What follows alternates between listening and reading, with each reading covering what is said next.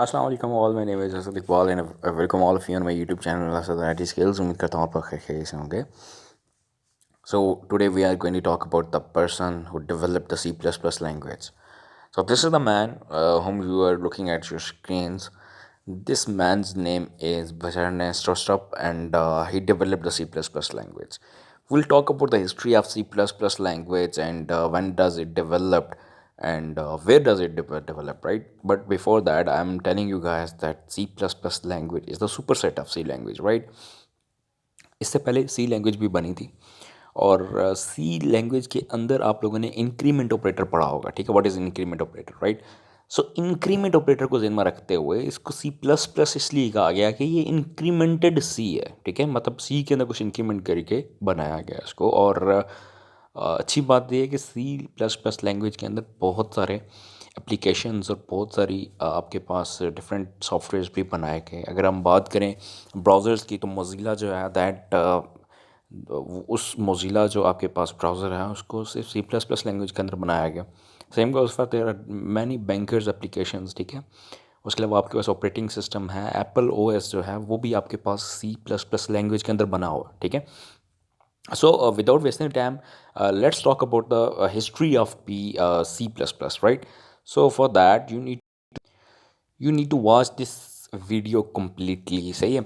अब देखो यहाँ पे एक हिस्ट्री लिखी हुई है, इसके बारे में बात कर लेते हैं कि ये जो आपने आदमी देखा हुआ डेनिस रोस्टप, इससे पहले 1970 में डेनिस रिची एक आदमी का नाम था, उसने सी लैंग्वेज बनाई थी।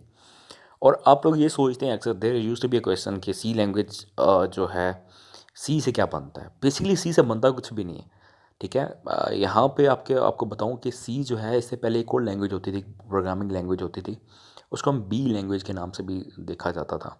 ठीक है, तो अब यहाँ पे क्वेश्चन ये था कि बी के बाद एक और सक्सेसर आया, लाइक एक और नई लैंग्वेज बनाएगी, उसी को आगे बढ़ाते हुए वो सी लैंग्वेज थी। ठीक है, सो यहाँ पे इसलिए इसका नाम सी रख दिया गया।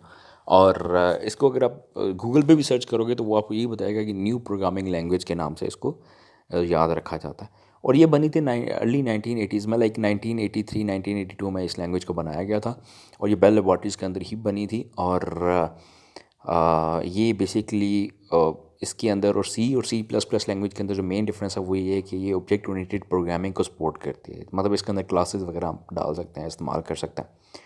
और स्ट्रोसअप से जब हमने पूछा गया जब कि सी प्लस प्लस लैंग्वेज बनाने का मकसद क्या है, तो उसने बताया कि प्रोग्रामर जो होते हैं, जितने प्रोग्रामिंग करने वाले हैं, उनके लिए बड़ा आसानी के साथ और कोड लिख सकें और प्रोग्राम बना सकें, उनके लिए एक अच्छी लैंग्वेज बनाएगी। आसानी के साथ मज़ीद एफिशिएंटली इफ़ेक्टिवली कोड को रन किया जा सकता है। और वही बात तो इसकी आपको पहले बताया था, C plus plus programming language is extension to C language, like ये उसकी सुपर सेट आप कह सकते हो।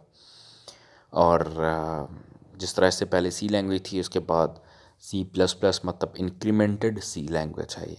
सो होपफुली ये आप लोगों ने देखा कि ये जो आदमी था ये बहुत ज़्यादा लाइक आदमी है। ठीक है, और इसने बड़ी इसको सी लैंग्वेज पर बहुत ज़्यादा अबूर हासिल था, और इसने फिर उसके बाद सी प्लस प्लस लैंग्वेज के अंदर इंटरेस्ट डेवलप किया। सो इस सेम गोज़ फॉर स्टूडेंट्स कि आप लोगों को ये बताना चाह रहा हूँ कि आप इन लैंग्वेजेस के अंदर अपना इंटरेस्ट डेवलप करो, क्योंकि आगे भी आप लोगों को ये काम आए। So thank you so very much. Hopefully आप लोगों को वीडियो पसंद आई होगी। Don't forget to subscribe the channel and अल्लाह निगहबान।